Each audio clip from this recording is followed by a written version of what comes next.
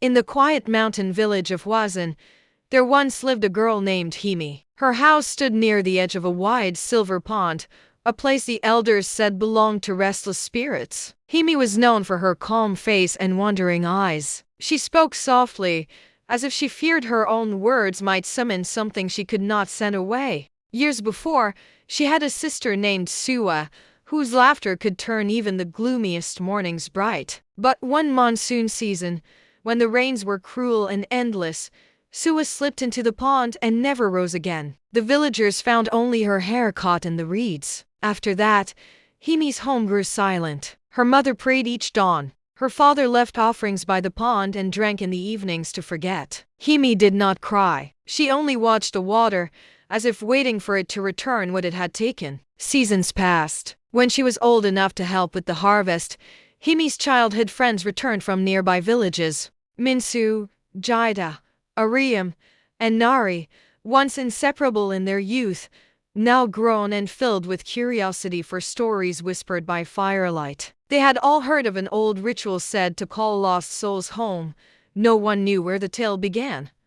Some said it was a monk's curse, others said it came from travelers who once crossed the valley. But to the young, it was a thrill, something to chase on long summer nights. It was Jida who first spoke of it. He had found an ancient note scratched into the beams of an abandoned shrine on the hill, a prayer to summon the dead. They decided, as foolish hearts often do, to try it. There were 6 of them that night: Haemi, her friends, and her younger sister, Suhyun, who followed despite warnings. They carried candles made from tallow, bowls for salt and ashes, and rice wine for offering. Their laughter echoed through the bamboo groves as they climbed to the shrine. The moon hung low, a pale coin above them. They drew a circle, placed the candles, and began. At first, nothing stirred. Then a wind rose, gentle, circling, carrying the faint scent of wet earth and lilies. The flames flickered, bent toward Haemi. Suhyun's body went still. Her lips parted,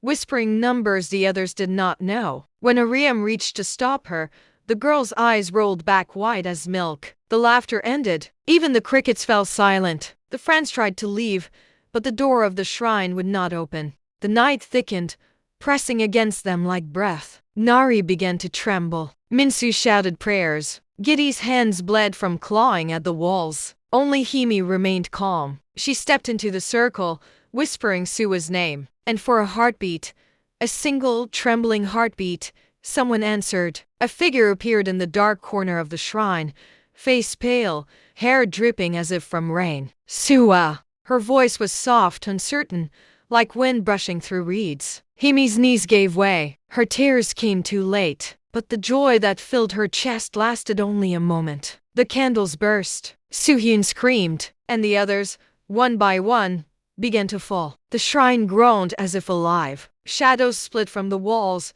crawling across the floor. The air filled with the scent of burning wax and fear. Haemi tried to pull her sister close, but Suwa's hands were cold, wet, and heavy. She had traded too much. By dawn, the hill was quiet again. The villagers found the shrine empty, its doors ajar, and the candles melted into the earth. Only Haemi's ribbon lay by the altar. Some say she succeeded, that her sister returned, living now in her stead. Others say she walks the fields when the mist is low, calling each of her friends by name, waiting for them to answer. Children of Hwasan are still told the tale: never follow the wind that circles 3 times, never whisper a name to the water, and never call a soul that has already crossed. For grief is a door that opens both ways, and those who open it must be ready to give something back. And so the villagers say, when the moon turns silver and the pond glows like glass, you may see a girl standing by the water, speaking softly to her own reflection, begging it to forgive her. Moral: those who cannot release the dead will one day become the very ghost they mourn.